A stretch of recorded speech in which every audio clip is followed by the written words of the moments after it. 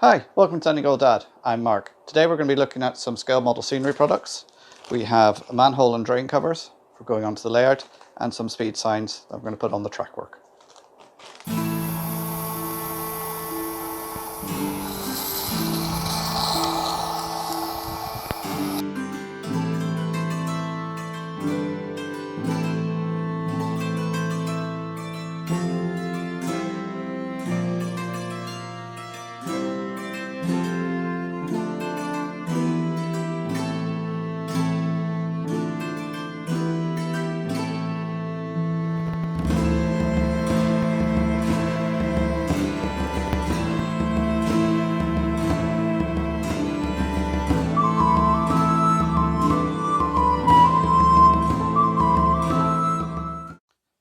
Let's start off with the manhole and drain covers.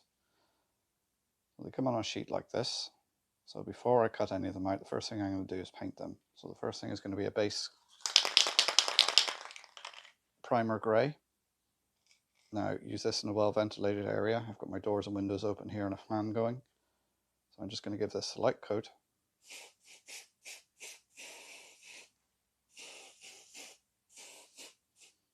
And I'll leave that to dry. When you've sprayed them and as they're drying, if you find some of the paint has obscured some of the detail, just use a paintbrush just to clear some of the excess paint away. Primer coat is dry, so now we're going to give it some detail colour. I've got some burnt umber, a silver colour, a little bit of thinner here, so I'm just going to take some silver and a little bit of thinner and just mix it, just to thin it out.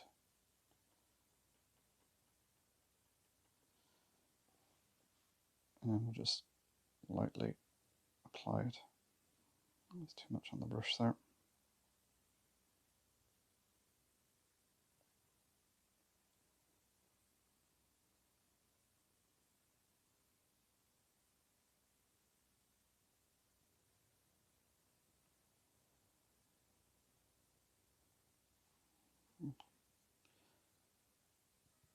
And then into that I'm going to mix a bit of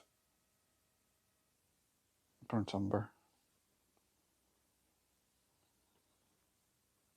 just to give it, darken the appearance, give it a weathered look. And then I've got some weathering powders to go over the top of that.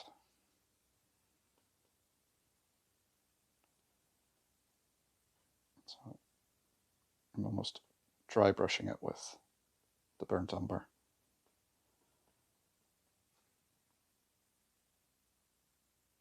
And just to give it a hint, just to darken it.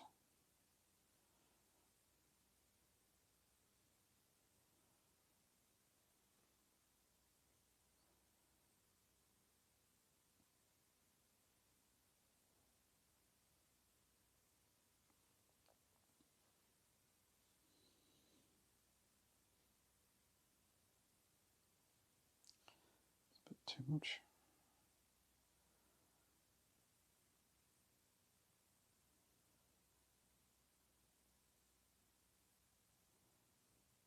I'm going to leave them to dry, see how they look, and then go over it with some weathering powders. There it is dry. You can see the hint of silver coming through with the brown, giving it more weathered, aged appearance. So now I'm just going to go over it with some weathering powders in a rust colour, just to tone it down a little bit further. So there's some weathering colours here. I'm just going to brush on slightly using the applicator tool and then just brush it just to get it into the crevices.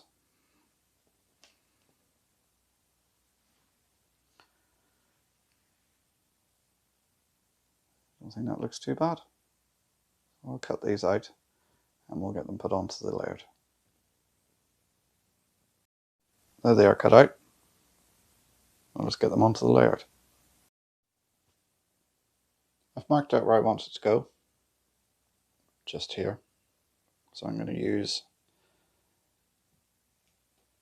my Dremel tool with a little milling attachment onto it, just to clear out a little recess for it to sit into.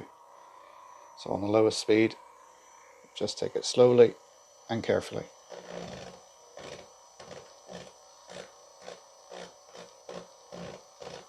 Now with the hole milled out and cleaned up with a vacuum cleaner, and just pop it in.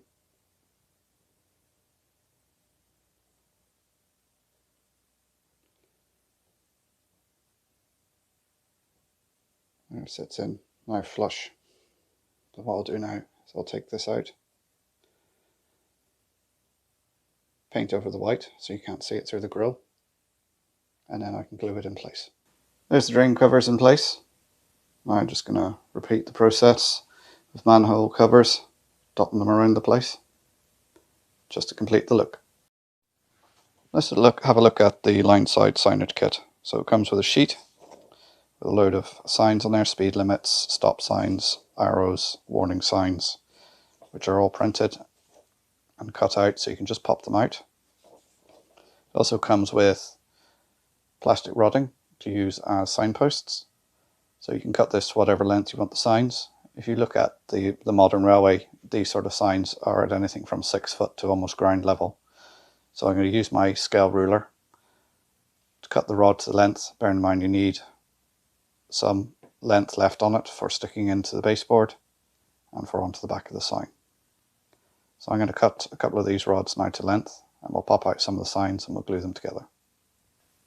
So there we have some signs cut out. So I'm just going to flip them over, which is easier said than done.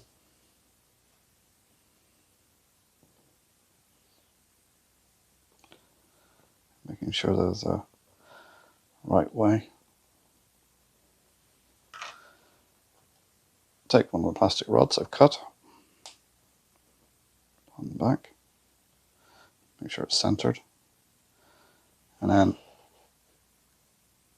I've distilled some glue into this plastic tray, and using a toothpick to apply the glue. It gives you a lot more control with the glue. Use the other end just to hold it in place. And then just leave that to dry.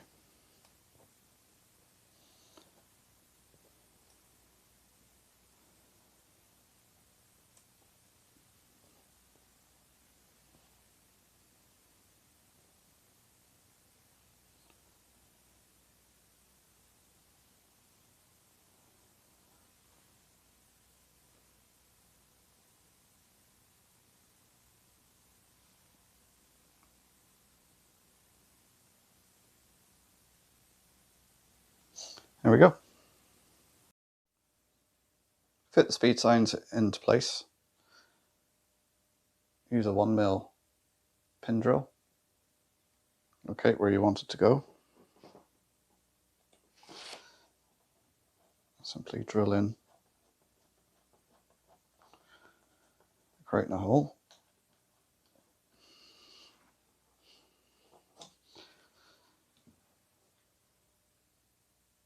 And take your sign and pop it in.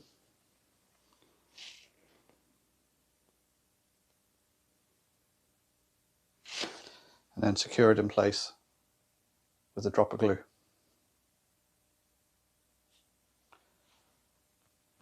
And I'm going to carry on dotting a few more of these around the layout. And we'll come back and have a look. There you can see some of the signs now in place. I think it just adds something extra to a layout. It's just the little details that help bring it to life.